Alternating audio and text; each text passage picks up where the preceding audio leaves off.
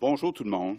D'abord, je veux en profiter, étant donné que c'est ma première conférence de presse du début de l'année, pour souhaiter à tous les Québécois une bonne année 2021. Évidemment, se souhaiter de la santé, c'est plus approprié que jamais. Ce que je vous souhaite, ce que je nous souhaite, c'est d'être capable, d'ici à la fin de l'année, de revoir nos familles élargies, nos amis. Donc, moi, le premier, je m'ennuie des vendredis soirs, un bon souper avec des amis ou avec les beaux-frères, les belles-sœurs. Donc, on se souhaite tous d'être capables, d'ici le mois de décembre, de recommencer à pouvoir les voir et puis avoir une vie, entre guillemets, un petit peu plus normale, même si ce qui est arrivé avec la pandémie va changer pour de bon beaucoup de choses dans nos vies, mais on aura l'occasion d'en reparler. Évidemment, la dernière année n'a pas été facile. On a mené ce qu'on pourrait appeler la bataille de notre vie et malheureusement, cette bataille-là n'est pas finie. Et on va se dire la vérité, au cours des dernières semaines, la situation de la pandémie s'est empirée. Donc, on a vu le nombre de cas augmenter, le nombre d'hospitalisations augmenter, le nombre de décès augmenter. On a vu nos hôpitaux être engorgés. Donc, la situation est vraiment critique, grave. Et comme premier ministre, une de mes premières responsabilités, c'est d'assurer la sécurité des citoyens, des Québécois. Et donc, oui, je dois prendre avec mon équipe des décisions qui sont difficiles. Et c'est évidemment pour protéger les personnes qui sont plus vulnérables, pour protéger notre réseau de la santé, mais il n'y a pas de solution parfaite, là. Donc, on a beau se creuser la tête puis regarder des dizaines de scénarios. À un moment donné, dans chaque scénario, il y a des inconvénients, entre autres sur la santé mentale. Donc, on a essayé de trouver un équilibre.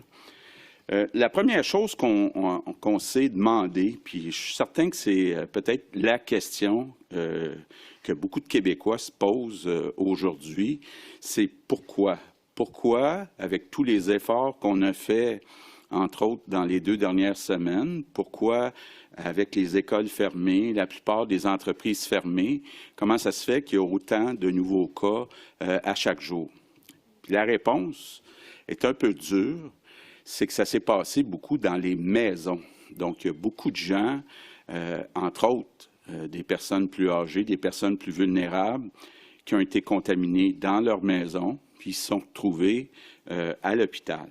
Donc, face à ce constat, on est obligé aujourd'hui d'annoncer une espèce de traitement choc pour réduire, entre autres, le nombre de visites dans les maisons. Donc, c'est pour ça que je vous annonce qu'à compter de samedi qui vient, pour 4 semaines, on va avoir un couvre-feu au Québec de 8 heures le soir à 5 heures le matin. Ça veut dire qu'à part pour aller travailler, les personnes ne pourront pas être à l'extérieur de leur domicile entre 8 heures le soir et 5 heures le matin, donc du 9 janvier jusqu'au 8 février. Malheureusement aussi, on doit poursuivre le confinement dans certains secteurs. Les bureaux, le télétravail va continuer d'être obligatoire. Les commerces non essentiels vont continuer d'être fermés, tout ça jusqu'au 8 février. Le seul changement qu'on apporte dans les commerces, c'est que la cueillette va être permise. Donc, quelqu'un qui va aller chercher un habit de neige à la porte d'un commerce va pouvoir le faire. Ça va permettre à certaines personnes d'être dépannées, puis à certains commerces de vendre un peu, mais évidemment, on comprend bien là, que c'est quand même très limité. Pour ce qui est des épiceries et des dépanneurs, compte tenu du couvre-feu qui est à 8 heures, on demande à toutes les épiceries, à tous les dépanneurs de fermer à 7h30, donc 19h30, donc donner le temps ensuite aux gens de se rendre chez eux. Et on fait une exception, c'est pour les dépanneurs où il y a une station-service. Et il y a aussi les pharmacies qui vont pouvoir être ouvertes après 8 heures.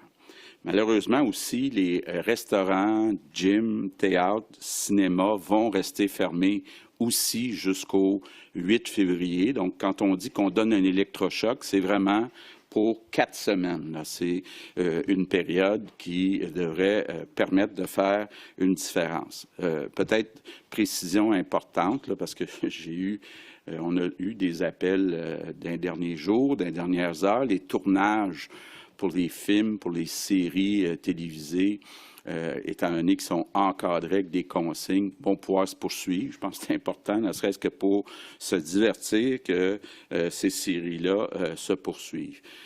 Les lieux de culte, on savait que jusqu'à présent, on avait le droit d'être 25. Maintenant, ça va être interdit. On a vu qu'à certains endroits, ça avait créé des problèmes. La seule exception qu'on va faire, c'est pour les funérailles. Donc, les funérailles, on va limiter à 10 personnes. Bon, maintenant, peut-être le sujet qui était le plus débattu, les écoles. Évidemment, c'est très déchirant quand on parle des écoles. Et puis, encore là, on va se dire la vérité. Oui, on regarde dans les derniers mois, il y a eu des éclosions dans certaines classes. C'est peut-être 2-3 des classes seulement, mais il y a des éclosions. Par contre, je l'ai déjà dit, puis je le répète, pour moi, c'est la priorité, l'école. On doit ça à nos jeunes, nos enfants doivent pouvoir continuer d'apprendre. Donc, on s'est entendu avec la santé publique que, comme prévu, les écoles primaires vont rouvrir lundi prochain, le 11 janvier, donc comme prévu. Ce changement qu'on a fait, puis ça vient aider du côté des potentiels problèmes qu'amènent les aérosols. On va demander aux enfants de porter un masque ou un couvre-visage, je devrais dire, dans les corridors, puis les élèves de 5e et 6e année de porter un couvre-visage en classe. Bon, évidemment, il va y avoir toute la question de l'aération, des prises de CO2. Il y aura un point de presse demain du ministre de l'Éducation pour vous en dire plus long.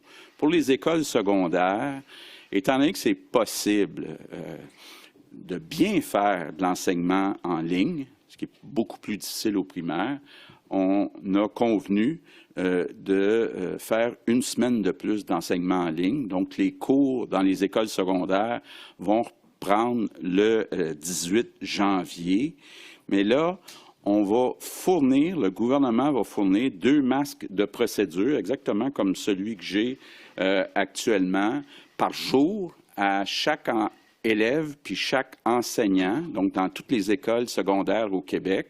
Et donc, tous les élèves du secondaire devront porter un masque de procédure. On en a assez, on est capable d'en fournir à tout le monde. Encore là, je le répète, Jean-François Roberge va faire un point de presse vendredi. Je ne sais pas si je suis dit jeudi, mais c'est vendredi.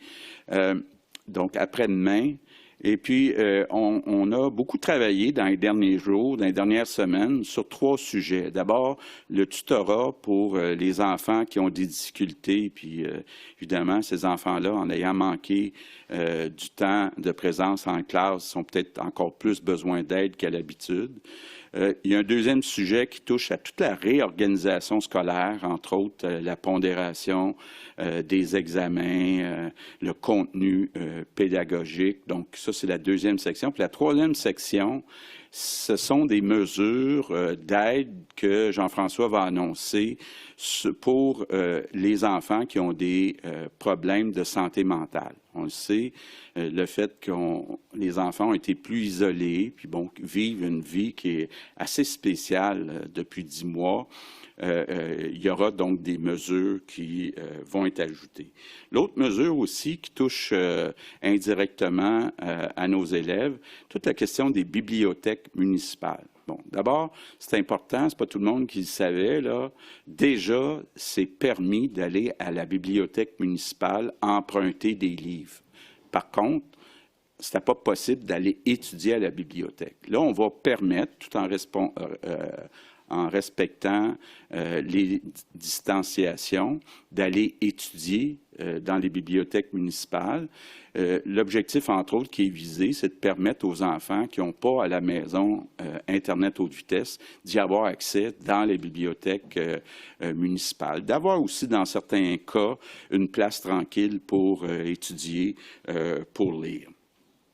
Concernant les activités extérieures, ça aussi, on a beaucoup discuté.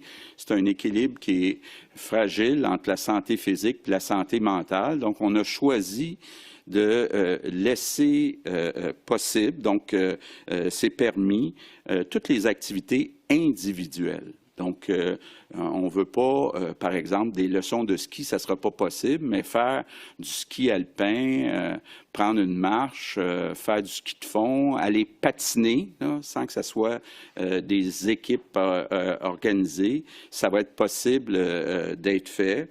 Donc, mais ça va être on doit rester à l'intérieur de la bulle de notre maison. Peut-être un mot sur la santé mentale.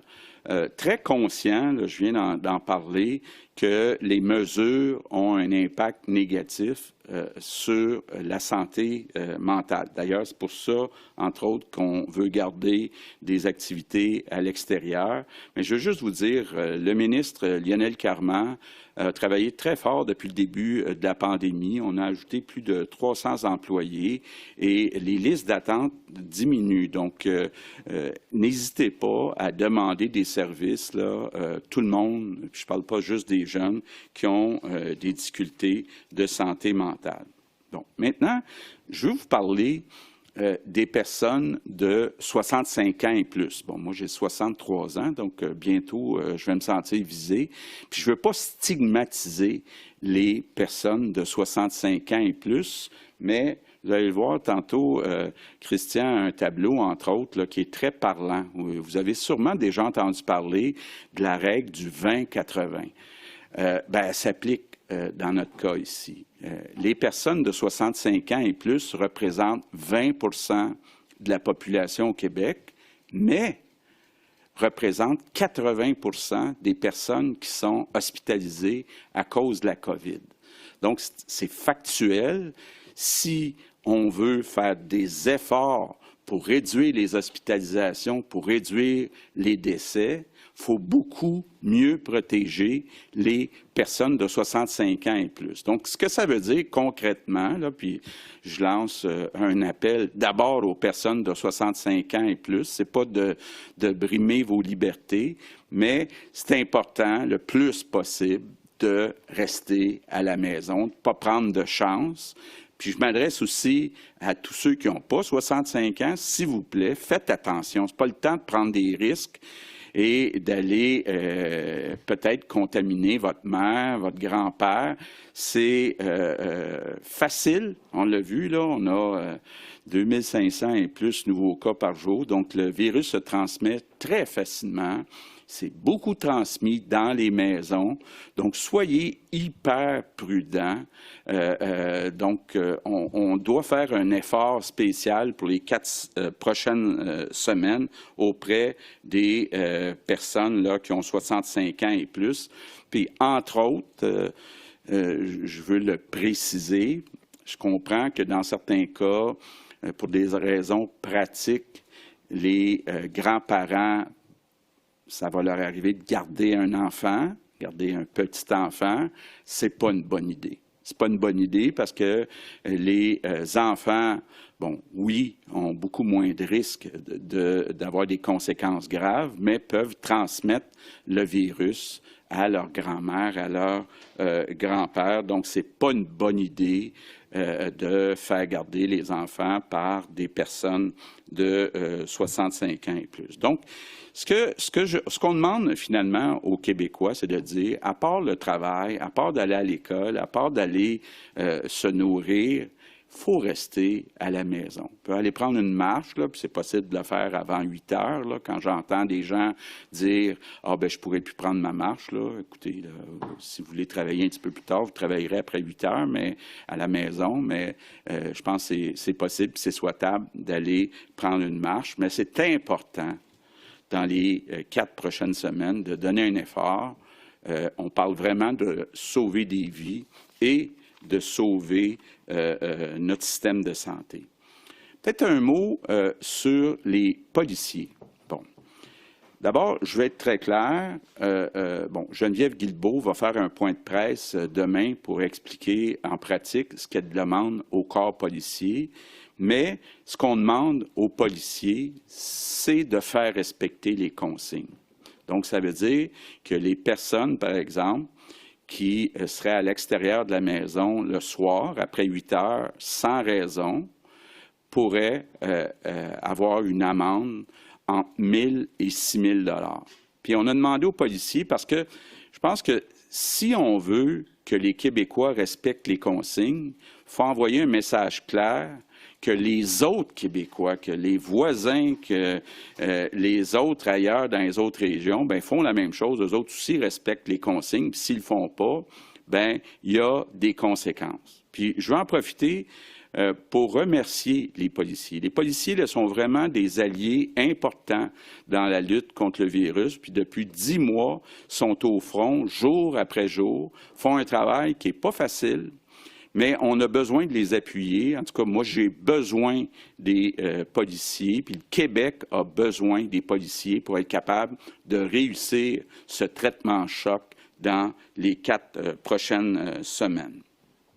Peut-être un mot, tantôt, Christian va ajouter sur les vaccins, mais je veux quand même faire une mise au point, là. Contrairement à ce que dit Justin Trudeau, tous les vaccins qu'on reçoit à chaque semaine sont utilisés à chaque semaine.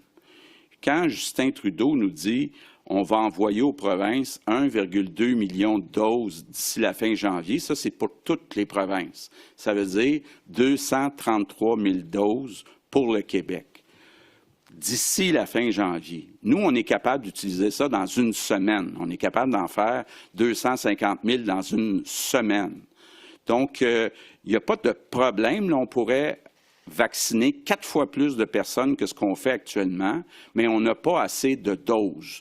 Donc, je veux passer un message très clair à Justin Trudeau, là, au lieu de faire la leçon aux provinces sur les normes dans les CHSLD puis sur les vaccins, qui s'occupe d'abord de nous approvisionner plus rapidement en vaccins, puis qui s'occupe aussi de mieux contrôler le suivi auprès des voyageurs qui reviennent au Canada. Donc, je conclus en vous disant que le prochain mois va être critique. On est comme dans une course contre la montre. Malheureusement, on a comme un peu perdu cette course-là dans les dernières semaines, mais on est capable de la gagner, cette course-là, mais il faut faire des efforts. C'est pour ça qu'on annonce aujourd'hui un électrochoc. C'est pour, je le répète, sauver des vies, sauver notre système de santé. Donc, on est actuellement, pour le prochain mois, au pire de la bataille. C'est maintenant qu'il faut réduire la contagion. Donc, je compte sur tous les Québécois, je compte sur vous autres. Merci pour vos efforts. Good evening, everyone. In recent weeks, the pandemic has worsened around the world, including here in Quebec. The situation in our hospitals is critical, especially in Montreal. There are still too many visits in homes. That's why I'm announcing that starting next Saturday, there'll be a curfew from 8 p.m. to 5 a.m. during 4 weeks. So after 8 p.m., we won't be allowed to go out in streets except for work. During the day, we also need to reduce contacts in houses. Many non-essential activities will also continue to be closed until February the 8th. It'll be mandatory to work from home for office workers. All non-essential businesses as well as places of worship will remain closed until February the 8th. Funerals will be authorized for a maximum of 10 people. Groceries will have to close at 7:30 p.m. Pharmacies and gas stations will be allowed to stay open. Regarding schools, I think it's essential that children continue to learn, so we'll reopen primary schools on January the 11th as planned. But all children will have to wear a mask outside the classroom, and children in 5th and 6th grade will have to wear a mask in the classroom. Secondary or high schools will continue online and reopen on January the 11th. All teachers and students will have to wear a procedural mask. We'll distribute 2 masks per day to everyone in every school. Regarding libraries, it's already allowed to borrow books. From January 11, children will be also allowed to go there to study. Outside activities will still be allowed as long as it's with people in your bubble. I know those measures are tough for our mental health, but we have to balance that with the situation in our hospitals. The situation is very serious. The virus is especially dangerous for people over the age of 65. I ask them to be very careful and to stay home as much as possible. We all need to stay home as much as possible for the next 4 weeks. Police officers will be there to make sure everybody respects the rules. We see the light at the end of the tunnel with the vaccine, but we need to reduce the contagion right now, and I'm counting on you all. Thank you. Je passe maintenant la parole au ministre de la Santé, Christian Dubé. Alors, bonjour tout le monde. Pour faire le point sur la vaccination, parce que s'il y a une bonne nouvelle aujourd'hui, c'est l'exécution que l'on va faire dans les prochaines semaines au niveau de la vaccination. On a préparé un tableau qui est disponible sur notre site Web que j'aimerais vous résumer ici. Je ne sais pas si à la télévision vous êtes capable de le voir, mais je vais essayer de révéler les 4 grandes composantes. La première, j'aimerais réitérer le point que le premier ministre a fait. Toutes les doses que l'on va recevoir vont être vaccinées dans les jours qui vont suivre parce qu'on est capable de faire, puis je le répète, là, une expérience qu'on a de l'influenza, on est capable de vacciner en ce moment avec l'équipe 250 000 personnes par semaine. Alors, ils peuvent en envoyer des doses au fédéral, on est capable de les prendre. Bon, maintenant, j'ai résumé le tableau ici en 4 composantes. La première, c'est pour être capable que les gens comprennent bien les catégories de personnes que l'on veut vacciner au cours des prochains mois, qui sont en ligne finalement avec ce que le cycle, rappelez-vous la commission d'immunisation, mais aussi les recommandations de la santé publique qui met l'emphase justement sur les CHSLD et les différentes personnes que l'on veut vacciner. Je pense que vous les connaissez bien. Le deuxième, c'est d'être capable de dire maintenant l'effort que l'on demande aujourd'hui pour le prochain mois, où est-ce que ça va nous mettre dans un mois?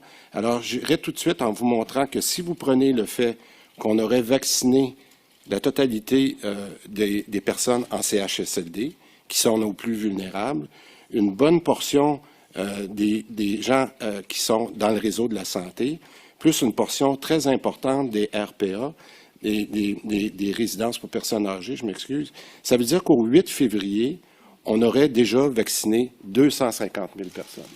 Alors, 250 000 personnes au 8 février, et c'est pour ça que vous faites le lien avec la période de confinement, montrait qu'on aurait déjà réglé un problème très important au nombre, non seulement à nos décès, mais pour le graphique que je vous montrerai plus tard aussi, des personnes justement qui sont dans nos hôpitaux et qui causent la congestion que nous avons en ce moment.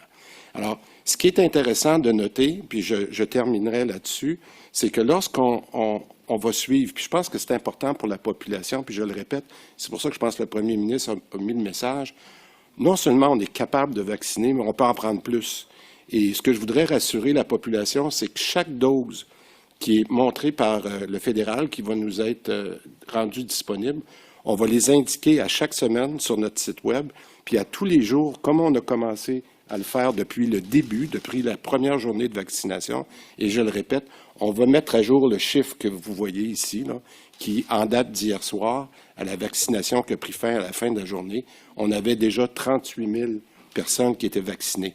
Et ça, c'est par rapport au premier vaccin que nous avons reçu. Alors, les gens vont être capables de voir le lien et l'efficacité de vaccination que l'on a. Dernier commentaire sur ça, sans aller trop dans le détail, j'aimerais rappeler que hier seulement, on a fait plus de 6 000 vaccins. 6 000 vaccins, si on met ça sur un mois, on est proche déjà du 200 000 vaccins dans un mois, puis on n'a pas atteint encore notre vitesse de croisière. Alors c'est pour ça, je le répète, on est capable de vacciner, on est capable d'avoir des vaccins. Et je termine là-dessus. Merci, Christian. Donc, merci. Nous allons maintenant passer à la période des questions. Vu le nombre élevé de journalistes, on va prendre une question, une sous-question par journaliste. Je donnerai la parole aux journalistes qui se sont inscrits virtuellement et qui lèveront la main sur leur application. Et je vous prierai, s'il vous plaît, de bien vouloir indiquer à qui votre question s'adresse. On va d'abord débuter avec Alain Laforêt de TVA Nouvelles. Bonjour, Monsieur le Premier ministre. Est-ce que vous m'entendez? Oui, très bien, M. Laforêt. Bon, la mesure ultime, Monsieur le Premier ministre, c'est le couvre-feu. Il est très clair qu'on se pose la question aujourd'hui, est-ce que vous agissez de la sorte parce que vous sentez que le réseau de la santé va arriver d'ici peut-être un mois ou deux à faire des choix, à savoir qui on traite et qui on ne traite pas de la COVID? Bien, on veut justement éviter d'avoir ces choix-là à faire. Je voyais des articles hier où on disait à Los Angeles, là, donc c'est quand même pas une petite ville, où on est à faire ce genre de choix-là. Pour l'instant, on ne prévoit pas être obligé de faire des choix entre les patients, mais on prend les mesures justement pour ne pas se rendre là. En sous-question. Les personnes seules, M. Legault, il y a beaucoup d'inquiétudes. Il y a des gens qui se demandent aujourd'hui est-ce qu'ils seront seuls pour le prochain mois. On pouvait également permettre de rencontrer des amis à l'extérieur. Et là, il semble, dans vos consignes, que c'est terminé, il faut rester en famille. Plus question de se réunir pour faire des activités avec des amis à l'extérieur. Qu'en est-il? OK. Bon. D'abord, les personnes seules peuvent toujours recevoir une personne seule, mais je leur demande d'être hyper prudents, donc masque et rester à 2 mètres. Maintenant, à l'extérieur, c'était pas possible et c'est toujours pas possible d'être pendant un bon bout de temps là, en compagnie de quelqu'un qui n'est pas dans sa bulle familiale, donc qui n'habite pas la même maison. Donc ça, il n'y a pas de changement vraiment de ce côté-là. Merci. On va passer à Sébastien Beauvais de Radio-Canada.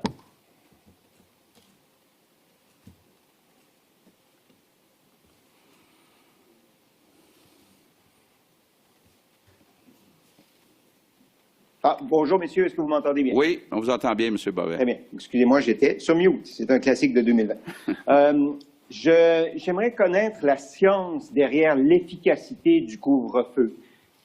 Pourquoi menacez-vous les promeneurs du soir d'amende de 1 000 à 6 000 $? Qu'est-ce que ça va changer dans la lutte contre la COVID? Les mesures qu'on met pour la COVID sont cumulatives les unes avec les autres. Il n'y a pas de science qui va être capable de vous dire que telle mesure va avoir tel pourcentage d'effet. Bon, il faut comprendre que, puis là je tiens à le dire, s'il y a eu autant de cas qui se sont maintenus, on a réussi à stabiliser avec une croissance maintenant qui est en train de monter rapidement, c'est qu'il y a eu des rassemblements, il y a eu des contacts. Là, je pense qu'il faut être au clair avec ça, là. Puis là, notre objectif n'est pas de critiquer, de pénaliser ou etc. D'ailleurs, j'en parlerai tantôt pour la question des gens qui ont des symptômes qui doivent se présenter. Le couvre-feu, ce qu'il fait, c'est qu'il passe un signal, mais aussi il permet de diminuer les activités et les possibilités de contact qui peuvent continuer à partir d'une certaine heure. Fait que je pense que si vous me demandez, là, est-ce qu'il y a une étude contrôlée qui démontre ça, la réponse est non. Mais à un moment donné, il faut être capable de faire des mesures qui, ensemble, vont diminuer la probabilité de rassemblement ou de contact. Les gens, pendant le temps des fêtes, ont probablement pas fait de gros parties, mais tout le monde s'est donné des rassemblements avec des petites familles, le beau-frère, l'autre jour, un autre. Et cette somme-là entraîne énormément d'effets. Un petit nombre va entraîner beaucoup de cas. Et à cause de la transmission communautaire qui est partout actuellement, c'est encore plus significatif. J'aimerais quand même profiter de fait que je parle pour vous dire une chose. Les gens ont diminué la distanciation, portent le masque de moins en moins bien, se lavent de moins en moins les mains. Il faut recommencer ça comme on l'a fait au printemps de façon intensive. Si vous avez des symptômes, actuellement, il n'y a pas de grippe au Québec. Si vous avez des symptômes qui s'apparentent à la grippe, c'est probablement du COVID-19. On vous demande de vous isoler rapidement, d'aller passer un test, parce que là, on sent que les gens ne viennent plus passer un test, et d'attendre les résultats de santé publique. Si les gens de santé publique vous appellent pour vous demander si vous avez eu des contacts, il y a des gens actuellement qui ne veulent pas le dire parce qu'ils ont peur qu'on les déclare à la sécurité publique qu'ils vont payer une amende. On n'est pas là pour vous chicaner ni pour vous embêter. On est là pour baisser le cycle de transmission. Donc, c'est un devoir actuellement de prendre la distanciation, de porter le masque, de faire l'hygiène, de respecter toutes les consignes et de collaborer avec la santé publique pour qu'on puisse casser le cycle de transmission. C'est une question de vie, de mort, de maintien de soins. On ne veut pas arriver à ce que des gens meurent par infarctus parce qu'ils n'ont pas été accédés à l'urgence ou quoi que ce soit. Là. Je vous en prie, c'est très sérieux. Et heureusement, le vaccin est là pour nous aider, comme disait le ministre. On voit cette fois-ci de l'espoir par rapport à ça. On va protéger nos aînés, on va protéger nos travailleurs de la santé, mais de grâce, faites votre effort. Ma sous-question s'adresse au premier ministre. Monsieur Legault, c'est un enjeu périphérique, mais qui frappe quand même les esprits. Au moment où vous demandez aux Québécois de rentrer chez eux, où vous leur demandez de faire des sacrifices, au moment où il y en a qui se demandent comment ils vont faire pour payer leurs factures, vous autorisez les multimillionnaires du Canadien de Montréal à encaisser leurs chèques et pratiquer leur sport et à continuer leur vie comme si de rien n'était. Comment est-ce que vous expliquez ce qui peut apparaître comme une incohérence? Bon. Bien, d'abord, je parlais aussi des tournages de séries à la télévision. Je pense qu'il y a beaucoup de Québécois qui ont hâte de revoir les matchs de hockey à la télévision. Selon la cédule qui a été déposée par la Ligue nationale, les matchs commencent le 13 janvier. Le Canadien commence contre les Maple Leafs à Toronto, mais il n'y a pas de match à Montréal avant le 27 janvier. Les gens du Canadien de Montréal ont eu des longues discussions avec la santé publique. Il y a des consignes très sévères qui ont été mises en place. Donc, il n'y aura pas de spectateurs. Les gens vont se faire tester à tous les jours, vont être obligés d'être chez eux, ne pourront pas visiter d'autres personnes, etc., etc.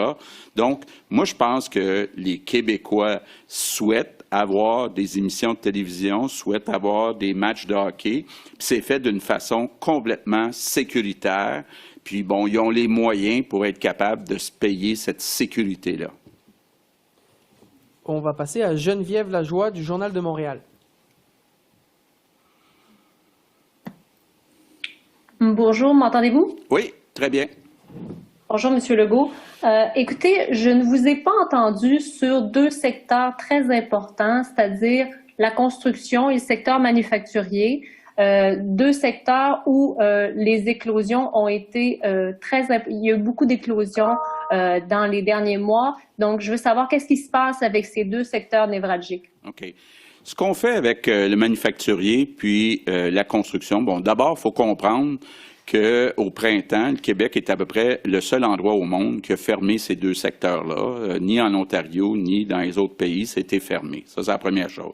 Deuxième chose, il y a beaucoup de produits qui sont essentiels dans le manufacturier. Donc, ils fabriquent des produits qu'on consomme qui sont essentiels. Donc, ce qu'on demande aux compagnies dans le secteur manufacturier, dans le secteur de la construction, c'est de reporter la production de tout ce qui n'est pas essentiel et, par contre, ils peuvent continuer à opérer pour produire ce qui est essentiel. D'accord, merci. Pour ce qui est maintenant des mesures pour les écoles, on vous a entendu dire que c'est toujours votre priorité. Donc, finalement, le retour en classe des écoliers du primaire donc n'est pas repoussé, mais il y aura des mesures sanitaires supplémentaires, le port du masque notamment en classe pour les 5 et 6e années. Et même pour le secondaire aussi, il y a des mesures additionnelles pour les élèves. Je veux savoir si ces mesures-là, c'est jusqu'au 8 février ou elles s'étendront jusqu'à la fin de l'année, là, ou en tout cas pour une période plus longue. Bien, je pense que tant que la transmission va être intensive, les gens vont devoir appliquer les mesures. Là, je pense que ça, c'est assez claires. Il faut comprendre que ces mesures-là, premièrement, dans tous les secteurs d'activité, même dans les manufactures ou ailleurs, il faut renforcer nos messages de prévention parce qu'il y a toujours un certain relâchement. Vous savez, c'est pas naturel de porter un masque, d'être à 2 mètres de distance, etc. Donc, les mesures vont être maintenues tant et aussi longtemps qu'il y aura une circulation intensive, qu'on n'aura pas atteint aussi un taux de vaccination adéquat pour que le virus baisse à des éléments. Je pense que c'est du renforcement. Puis du côté de l'école secondaire, ben, le masque de procédure qui est plus facile, qui est meilleur protecteur à porter, etc., va être un ajout supplémentaire dans le contexte où il y a une très, très grande circulation dans la communauté. On va y aller avec Marie-Michel Sioui, Le Devoir. Bonjour à tous les trois, vous m'entendez bien? Oui, on vous entend bien. Je voulais savoir, M. Legault, quel est votre plan de match pour les sans-abri? Où doivent-ils aller à 20 heures? Que doivent faire les policiers qui les rencontrent dans les rues après cette heure-là? On en a discuté ce matin. Ce qu'on souhaite, c'est que les itinérants se retrouvent aussi à l'intérieur. Donc, il y a des endroits qui sont prévus. Donc, ce qu'on souhaite, évidemment, en plus avec le froid, on souhaite qu'ils soient à l'intérieur. Puis, il y a assez de places de disponibles. Question maintenant pour M. Dubé. Des spécialistes en immunologie disent que vous devriez faire marche arrière pour donner la deuxième dose du vaccin selon le calendrier des fabricants. Il y a des enjeux éthiques qui sont soulevés, des enjeux aussi par rapport à la mutation du virus pour s'adapter au vaccin. Est-ce que, à la lumière des nouvelles informations, vous pourriez d'une part revoir votre décision, puis d'autre part, est-ce qu'elle serait la même si le système de santé n'était pas en ce moment au bord de la rupture? Bien, écoutez, premièrement, là, je veux vous dire, comme toujours, qu'on s'est fié aux recommandations de la santé publique. Il y avait un débat dans les premières semaines parce qu'il y avait des exigences du côté de Pfizer de garder la deuxième dose. Mais lorsque ça a été clarifié, on a pris les décisions qui s'imposaient. Puis je pense que si Dr Arruda veut commenter, je peux laisser compléter. Il faut comprendre qu'on est en pandémie et qu'il y a des gens qui meurent actuellement. Et je tiens à vous dire qu'au Québec, on a déjà fait des travaux sur ce qu'on appelle des calendriers modifiés par rapport à ce que recommandent les compagnies, et ça a donné des résultats adéquats. On ne fait pas ça comme ça en décidant un matin comme tel. Les données que le Comité d'immunisation du Québec nous a fait des recommandations. D'autres pays, notamment même en Angleterre, font la même chose actuellement. On pense que de protéger le maximum de personnes à court terme, ça va sauver des vies de façon importante, et que les gens qui ont reçu une dose, du moins pour une certaine période, qui va aller au-delà de 21 jours, c'est sûr, vont avoir la protection. Donc, dans un contexte de santé publique et de pandémie, on n'est pas dans une situation comme d'habitude, on est dans une situation où il y a du monde qui meurt à chaque jour. Plus de gens à haut risque on va protéger en un court terme, plus de vies on va sauver. Quant à la période où on donnera la deuxième dose, on va suivre et vous voyez avoir des études, on va faire des recherches par rapport à ça, puis on ajustera pour la question de la deuxième dose. Mais il me semble ici que de sauver des vies dans l'ensemble du Québec est plus important qu'une protection individuelle qui d'ailleurs est présente actuellement parce qu'une dose donne une protection quand même assez adéquate. Avant de passer à une prochaine question, on a reçu une question de Philippe Bonneville de Cogeco Nouvelles qui est adressée au Premier ministre. Donc, est-ce que c'est uniquement en raison du fédéral si aussi peu de Québécois ont été vaccinés jusqu'à maintenant, ou si votre gouvernement a une part de responsabilité dans la lenteur de l'opération de vaccination? Bon, moi, ce que j'ai dit, puis je répète, c'est qu'à chaque semaine, durant la semaine, on reçoit des doses, puis dans la semaine qui suit la réception des doses, bien, sont utilisées des doses. Donc, nous, actuellement, on vaccine à peu près 40 000, bien 6 000 par jour, donc fois 7, 42 000. On pourrait vacciner 250 000 par semaine au lieu de 40 000. Donc, on souhaite en recevoir plus, puis actuellement, bien, on trouve que c'est insuffisant d'en recevoir seulement 233 000 d'ici la fin du mois de janvier. En sous-question, est-ce que les policiers mettront en place des barrages ou des opérations pour s'assurer du respect du couvre-feu? Bon, déjà, les policiers ont beaucoup de choses à surveiller, beaucoup de consignes à surveiller. Donc, on fait le choix que ce n'est pas une priorité de surveiller les voyages entre les régions. Évidemment, on continue de les déconseiller, les voyages entre les régions, mais on préfère que les policiers s'assurent du respect des autres consignes qui sont sujettes à amende. On va passer à Stéphanie Marin, La Presse canadienne.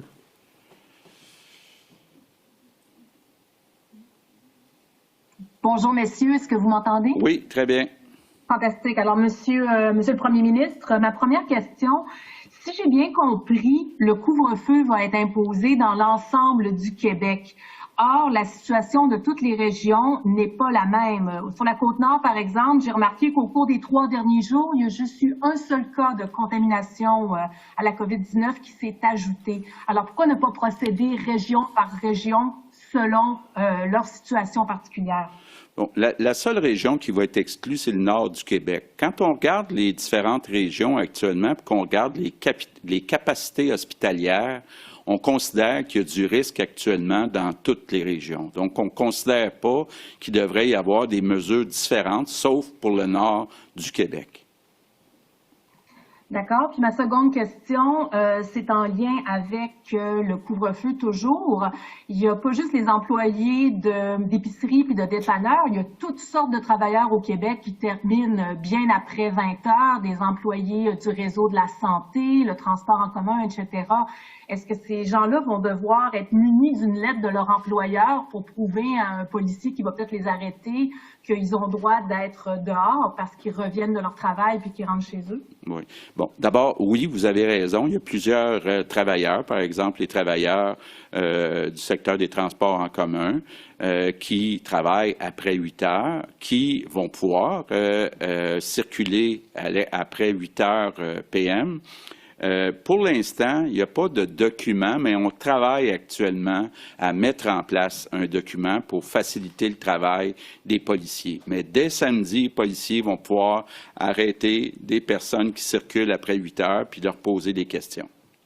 Peut-être, Monsieur le Premier ministre, peut-être en ligne avec la question qui nous est demandée, pourquoi on le fait partout, c'est peut-être le temps de faire la mise au point que vous m'avez demandé sur les hospitalisations. Oui. Parce que je pense qu'on doit se rappeler qu'une des raisons pour laquelle on fait tout cet effort-là, encore plus important au cours des prochaines semaines, c'est pour les hospitalisations. Puis tout à l'heure, le Premier ministre vous a, si vous me donnez peut-être 2 minutes pour le faire, je vais le faire rapidement. On a fait l'analyse là très détaillée au cours des dernières semaines, des derniers mois, du nombre de cas que l'on a à tous les jours. Puis ce que vous voyez ici, c'est une représentation très simple de 3 catégories d'âge. C'est-à-dire que, je vais les appeler les enfants ou les jeunes adolescents de 17 ans et moins. Puis vous voyez quand même la baisse du nombre de cas lorsqu'on se rapproche du 2 janvier. Puis ça, c'est normal, c'est la fermeture des écoles, mais il y a eu quand même des contaminations durant les fêtes. Le bloc important ici, c'est les 18 à 64 ans. On va les appeler des travailleurs principalement. Et ici, vous avez les personnes de 65 ans et plus dans les 3 catégories qu'on dit souvent, le 65 à 74, 74 et plus, et 85 ans et plus. Ce que vous voyez très bien, là, c'est relativement stable avec une augmentation peut-être des travailleurs ici et une baisse au niveau des étudiants. Bon, ça, c'est le premier point. Mais le deuxième graphique, je pense, qui est très important à faire le lien, c'est de comprendre que la catégorie de 20% de la population, je reviens au chiffre que le premier ministre a dit, regardez le changement de couleur ici. Donc, je vous ai dit tantôt les 65 ans et plus qui représentaient à peu près 20% des personnes qui sont contaminées, représentent environ 80% des personnes qui sont à l'hôpital. Et ça, c'est très clair quand vous faites cette comparaison. Puis je le rappelle, ces tableaux-là vont être disponibles sur notre site. Ce qui est important de se rappeler aussi, c'est que ces personnes-là ici, tout à l'heure, on le voit, c'est quand même assez stable en termes de proportion entre les deux. Mais la deuxième conclusion, donc la règle du 20-80 s'applique. 20% de la population représente 80% des cas. Mais pourquoi on fait le confinement? C'est le troisième tableau. Puis ça, pour moi, c'est vraiment important. Puis on l'a vu, pourquoi on a ce changement-là au cours des dernières semaines? C'est que si vous regardez toujours les mêmes 3 catégories de personnes, c'est-à-dire la ligne bleue, ce sont nos enfants, là, 0 à 17 ans. On est passé, lorsqu'on avait environ 1000 cas par jour, on est à peu près au mois de novembre, on avait environ pour les enfants 200-250 cas par jour, ce qui était nos cas dans les écoles. Et on avait pour nos personnes âgées environ 200-250 cas. Lorsqu'on s'en va vers 2500 cas, on voit qu'il y a eu une augmentation, mais on est passé de 200 à 300 ou 400 cas. Mais regardez la catégorie 18 à 64. Et c'est là quelle est la contagion communautaire. Ça, c'est nos travailleurs qui ont passé de 700 personnes à près de 1800 personnes. Puis regardez les pics des fêtes. Alors donc, quand on dit que oui, il faut protéger nos plus vulnérables, c'est eux qui sont à l'hôpital, mais en même temps, ici, cette catégorie-là de personnes, pour toutes sortes de raisons, soit au travail, soit par les visites, soit par le gardiennage, c'est eux qui font la contagion entre les deux groupes. Donc, si on se résume, oui, on le fait pour nos hospitalisations, pour nos personnes aînées, mais il faut arrêter cette contamination-là, qui est la contamination communautaire. Puis je le répète, ces graphiques-là, on va les suivre de très, très près dans les prochaines semaines, parce que c'est ça qu'on devrait voir baisser si on veut être capable de réduire l'impact sur nos hospitalisations. Je voulais juste faire cette précision. On va passer à Henri Ouellet-Vézina du journal La Presse. Oui, allô, vous m'entendez bien? Oui. Je commencerai par revenir sur deux secteurs dont on n'a pas beaucoup entendu parler dans ce point de presse-là, c'est-à-dire les musées et les galeries, et également les garderies, les CPE. Qu'est-ce qui advient de ces deux secteurs-là? Est-ce qu'il va y avoir davantage de mesures? Comment ça se passe dans les prochaines semaines pour ces deux secteurs?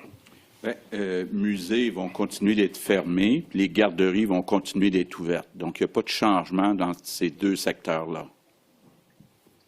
Excellent, merci. Maintenant, pour M. Dubé ou M. Arruda, je voulais revenir sur la question des aérosols. Je sais, M. Legault, vous avez dit tantôt qu'il y aura un point de presse après-demain là-dessus, mais j'aimerais ça qu'on m'en dise un peu plus. En début de semaine, il y avait quand même des centaines d'experts et de scientifiques qui demandaient au gouvernement de reconnaître le rôle de la transmission par aérosol puis de l'intégrer à la stratégie. Donc, j'aimerais savoir quels gestes vous comptez poser, notamment dans les écoles, au-delà du masque, là, pour tout ce qui est ventilation, quels gestes on compte poser au gouvernement au retour en classe, là. Écoutez, comme on a dit, on se préoccupe de la revision de la littérature. D'ailleurs, on a regardé tout ce qui se publiait en termes d'éléments de ventilation puis d'aérosols pour voir dans quel contexte de soins il pourrait y avoir des améliorations, dans le contexte scolaire, etc. Je ne veux pas rentrer dans le détail puis commenter avant que le rapport soit publié, mais on a véritablement fait l'analyse, vu ce qui pourrait être fait dans le contexte du Québec, là. Donc, je pense que l'information va venir au cours des prochains jours. Dr Massé, qui a travaillé avec le groupe interministériel, va pouvoir répondre à toutes ces questions-là. On va passer à Émilie Pelletier, Le Soleil. Oui, bonjour messieurs, vous m'entendez bien? Oui, très bien. Donc, bonjour à vous trois. Peut-être, Monsieur Legault, j'aimerais vous entendre. On a abordé le cas des personnes seules. Donc, elles peuvent recevoir, oui, un visiteur, mais qu'en est-il là par rapport aux sorties et puis aux visites dans les résidences pour aînés ou encore les CHSLD? Je peux peut-être y aller. Oui, puis peut-être, ce que j'aimerais dire, c'est que premièrement, les règles qu'on a mises en place là, de façon générale pour la période des fêtes vont continuer. Ça, c'est le grand principe. Ce que j'aimerais faire comme précision, c'est qu'on ne veut pas justement laisser les personnes seules, puis il faut que ces personnes-là soient capables d'obtenir une visite. La seule différence qu'on va faire, c'est au niveau des CHSLD, puis là, je dirais particulièrement pour les proches aidants, ce qui est très important, puis on l'a discuté beaucoup avec la ministre Marguerite Blais pour s'assurer qu'on le faisait correctement pour protéger ce principe-là. Ce qu'on va donner, c'est l'accès à 2 proches aidants, parce que la période est quand même assez longue, on parle d'1 mois, pour que des proches aidants puissent se remplacer auprès d'une personne qui serait en CHSLD. Dans le cas, par exemple, des RPA ou des autres maisons, on pense par exemple au RI, aux ressources intermédiaires, pardon. Alors là, ce qu'on veut, c'est que ça soit le même principe, c'est que ça soit une personne à la fois. On demande de limiter le plus possible le nombre de visites, mais ça peut être différentes personnes, mais ce qu'on veut, c'est une personne par 24 heures. Je ne sais pas s'il y a d'autres choses à rajouter. Il faut comprendre qu'on est dans une période très intense de transmission. Comme le disait le premier ministre, faites attention à vos aînés, aux aînés de ne pas essayer de s'exposer. Le vaccin s'en vient pour vous bientôt, au courant de janvier, février. Je pense que c'est l'espoir. Et je pense que même un des éléments qu'on avait permis, c'était qu'on pouvait sortir dans une bulle familiale. Là, c'est plus le cas. Ça, c'était pour la période des fêtes, pour permettre d'aller souper à Noël avec une famille. C'est une personne ou deux aidantes qui peuvent venir visiter. Encore là, comme disait le premier ministre, avec une distance et un masque. Peut-être aussi ce qui va arriver dans certaines résidences pour personnes âgées, c'est que les services à la cafétéria, un peu comme au restaurant, ne seront plus faits à la cafétéria. Les gens vont avoir un service dans leur unité pour éviter les contacts, compte tenu que ça circule tellement. Vous savez, ça circule beaucoup à l'extérieur, donc ça peut rentrer et ça peut se propager. C'est cette période-là de 3 semaines, 4 semaines qu'on demande de plus. Et de grâce, faites attention à vous, parce qu'on aimerait ça que le vaccin vous aide à gagner plusieurs années de vie et pas les perdre parce qu'on a été imprudent actuellement. Merci beaucoup. Alors, ma seconde question, peut-être pour M. Dubé ou M. Arruda, ça concerne un cas précis qu'on a vu ici dans la capitale nationale. Vous avez sans doute vu qu'il y a un préposé aux bénéficiaires du CHSLD Saint-Antoine, ici à Québec, qui a perdu la vie le 2 janvier. Il n'avait pas été vacciné. Mais parallèlement à ça, il y a des groupes de travailleurs qui continuent de plaider pour le port du masque N95 parce que plusieurs membres du personnel soignant contractent la COVID-19 malgré l'équipement. Peut-être du côté de la santé publique, est-ce que c'est une possibilité qui est examinée de faire un projet pilote possiblement pour essayer le port du N95 dans les CHSLD, par exemple?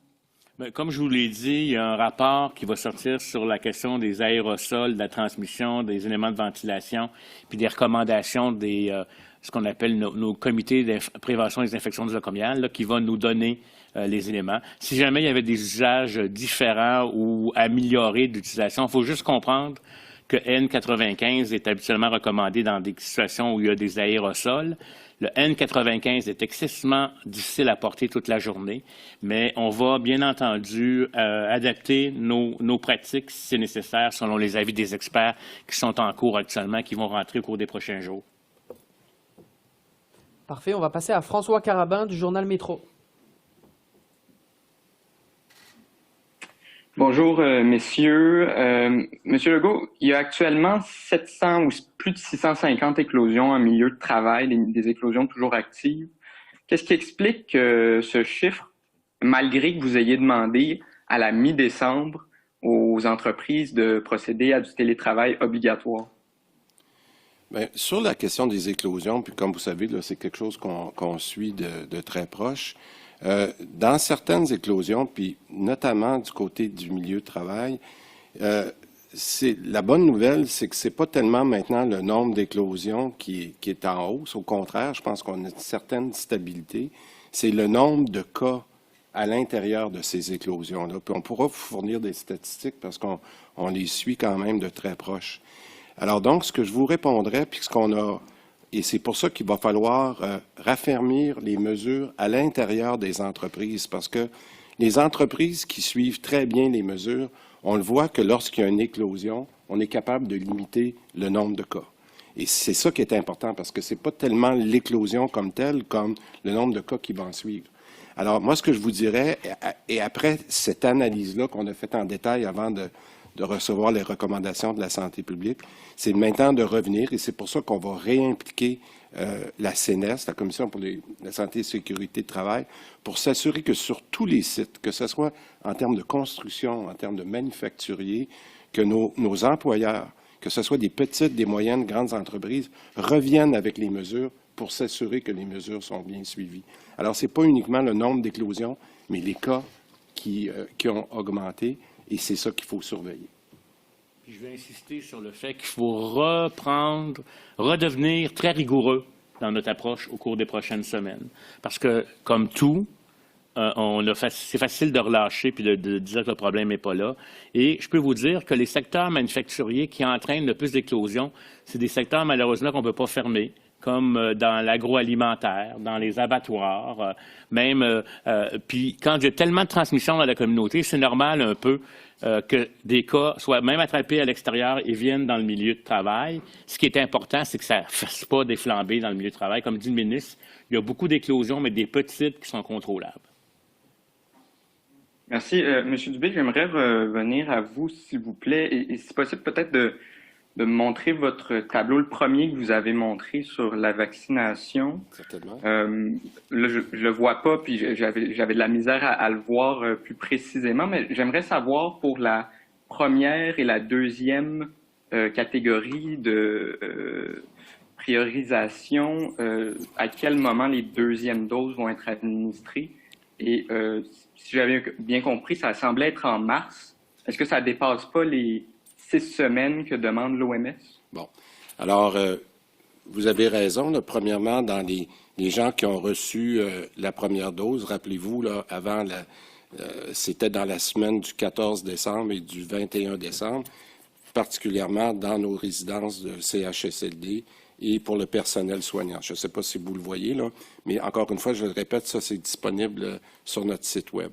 Maintenant, ce qu'on prévoit faire pour le moment, puis dépendamment aussi du nombre de doses qu'on va recevoir, parce que je pense que le message au fédéral, c'est si on en reçoit d'autres, si on en reçoit plus, on va être capable de vacciner plus rapidement. On pourrait même accélérer les deuxièmes doses que vous voyez ici. C'est pour ça que la couleur est différente. Mais je le répète, en ce moment, il y a des discussions avec la santé publique. Puis en fonction de la vitesse à laquelle on va régler nos personnes qui sont les plus vulnérables, bien, c'est sûr qu'on pourra accélérer la deuxième dose au besoin. Mais on est prêt à plusieurs scénarios. J'ai encore 3 questions en français de journalistes qui sont plus situés en région. Donc le premier, ce serait Silvio Morin de embos.com.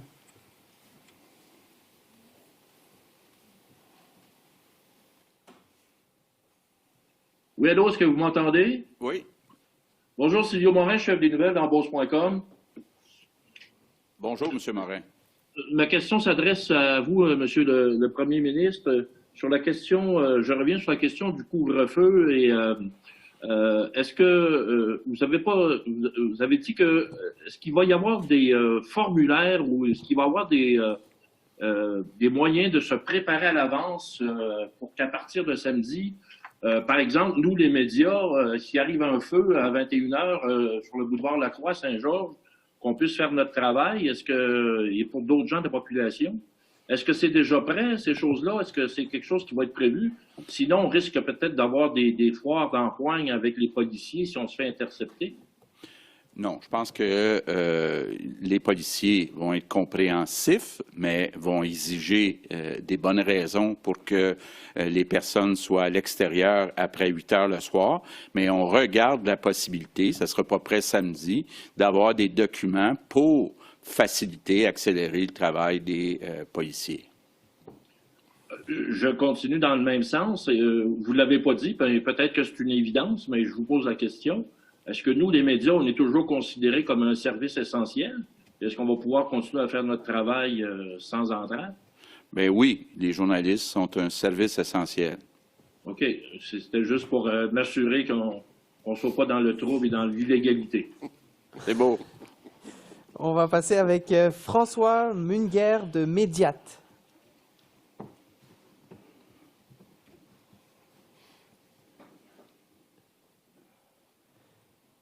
Est-ce que ça fonctionne, François? Semblerait-il que ça n'était pas activé. Donc, bonjour messieurs. Je veux revenir sur le dossier des régions. On a parlé du couvre-feu pour les régions, mais on est passé du vert au jaune et au orange dans les derniers mois. Est-ce qu'aujourd'hui, on passe au rouge pour ces régions qui demeuraient orange? Bien, écoutez, si je peux répondre à cette question-là, je vais ramener ça aux hospitalisations. Je vous ai dit qu'on avait des régions très spécifiques qui sont déjà très problématiques. Je pense entre autres à la Montérégie, je pense à Montréal, je pense à Laval. On a des régions en ce moment où on est très, très près de la ligne de rupture, où on a déjà commencé à faire du délestage additionnel. Dans certaines de ces régions-là dont vous me parlez, on n'est peut-être pas à la situation aussi critique, mais c'est pas long lorsqu'on rajoute 100, 120 hospitalisations chaque jour, qu'on pourrait avoir très rapidement des problèmes d'hospitalisation dans ces zones-là. Donc, c'est pas uniquement le nombre de cas, mais c'est la situation hospitalière, puis ça peut devenir assez sévère dans certaines régions, comme à Montréal, qu'on pourrait avoir besoin d'aide de certaines régions pour déplacer du personnel pour venir nous aider. Je vais juste vous donner un exemple que j'aime pas donner, là, mais pour être très concret, là, ce matin, le docteur O'Patterney a donné la commande d'arrêter les greffes du rein. C'est pour vous donner une idée de l'importance de ce qu'on se dit aujourd'hui, là. Alors, si vous voulez avoir un exemple concret de ce que la COVID fait au traitement des patients non COVID, on est obligé d'arrêter les greffes du rein parce qu'on a besoin de lits pour le faire. Alors donc, je pense qu'on n'a pas besoin de vous donner plus de détails que ça. On a besoin que tout le réseau qui est à bout de bras depuis plusieurs mois, qui travaille avec un personnel extraordinaire, il nous demande de l'aide. Et nous, notre façon de les aider, c'est de ramener ça le plus rapidement possible à un nombre de cas gérable. Et c'est pour ça que toutes les régions du Québec doivent y travailler. Merci. Ça veut donc dire qu'on ferme les restaurants, on ferme ce qui était encore ouvert dans nos régions. Il faut, oui. Oui. Parfait. Donc, on va passer maintenant à Maxime Coursol, InMédia. Est-ce que vous m'entendez bien? Oui. Parfait. Bonjour, Monsieur le Premier ministre. Bonjour, Monsieur Dubé, Dr. Arruda. Ma question concerne la région des Laurentides où mon journal opère, ainsi que les autres régions touristiques au Québec. On comprend que les activités individuelles seront permises, notamment le ski alpin et tout ça. Est-ce qu'il n'y a pas un risque sur les pistes et les pentes, on se retrouve avec un achalandage important de gens qui viendraient profiter, entre guillemets, du grand bol d'air pur qu'on peut obtenir dans les Laurentides? Bon, on s'est posé la question, effectivement, l'Estrie, Laurentides, Charlevoix. Il y a des gens des autres régions qui vont là. C'est pas idéal, comme on disait, de voyager d'une région à l'autre. Mais pour ce qui est du ski, avec les consignes qui sont en place actuellement, à partir du moment où on exclut, on interdit les leçons là, avec plusieurs enfants puis un moniteur, bien, de faire du ski à Tremblant, nous, on considère que c'est possible avec les consignes que ça soit fait, puis c'est bon pour la santé mentale des Québécois. Donc, c'est posé la question. Je sais qu'il risque d'avoir peut-être du monde à Tremblant, mais je pense que c'est possible de faire de façon sécuritaire. Merci beaucoup. Ma sous-question concernerait les garderies. Je me demandais, j'ai cru comprendre que les garderies étaient considérées comme un service essentiel, un peu comme les écoles et tout ça. Dans le cas où est-ce que les deux conjoints sont donc en télétravail, font partie de services essentiels, je crois comprendre que l'enfant peut aller à la garderie. C'est bien le cas? Bien, d'abord, toutes les garderies restent ouvertes. Donc, ceux qui avaient déjà une place en garderie, qu'ils soient service essentiel ou non, bien, vont continuer d'envoyer leurs enfants dans les garderies. Maintenant, à partir de lundi, les écoles primaires ouvrent avec tous les services qui vont avec. Donc, je pense que ça règle le problème. Donc, on va maintenant passer aux questions en anglais. Je rappellerai juste aux journalistes de bien lever la main virtuelle sur l'application. Donc, just raise your hands on the application. The first question that I see is from Aaron Derfel from Montreal Gazette. Yes, Mr. Premier Legault, what are the precise conditions that you will require to start lifting the restrictions, specifically in terms of hospitalizations and cases? How many cases and hospitalizations have to go down? To what level do they have to drop for you to have confidence to lift the restrictions? I think we have to be careful to have only one figure to lift the restrictions. First, you have to look at the situation of the hospitals in a particular region. You also have to look at the trend. You have to look at the percentage of people that are positive in this region. So there are many indicators that we have to watch. There's not only one. Yes, and my supplementary question is on the subject of the curfew. Experts are saying that there are still lots of outbreaks in manufacturing, and we know that there are cases among workers from 18 to 64. What will a curfew do to solve the problem of transmission among workers in the workplace, especially in manufacturing? Okay, first we have to remember that 80% of the people that are in our hospitals because of the COVID-19, they are 65 years old or more. So most of them, they don't work in the manufacturing business. Second, many of the activities in the manufacturing business are essential activities, like all the food that is made is essential. So I think right now, yes, there are some challenges, especially in the abattoir, but it's a situation where we need to put in place some measures with the CNE SST to make sure that the workers wear masks, that they keep 2 meters between the different workers. But we cannot consider at this point to close those essential businesses. And I may add that it's not because we are doing a confinement. I don't know exactly the name in English. I'm sorry. It's not because we are using it that we must relax on the other things. That's, I would say, very important, that everything we do should be respected and rigorous. So it's why I'm telling you, even at work, we will have to make sure that you do the job the best way you were supposed to do it, not having dinners with your colleagues with no masks, and because that is a way of transmission. So it's not because we had this that the other things are not important. We are doing something else to lower the quantity of contacts that could be happening in the society. Just a reminder that if you don't raise your hands on the application, I won't give you the question. So next we have the Canadian Press. It's Mr. Cerebran. Good evening. Good evening.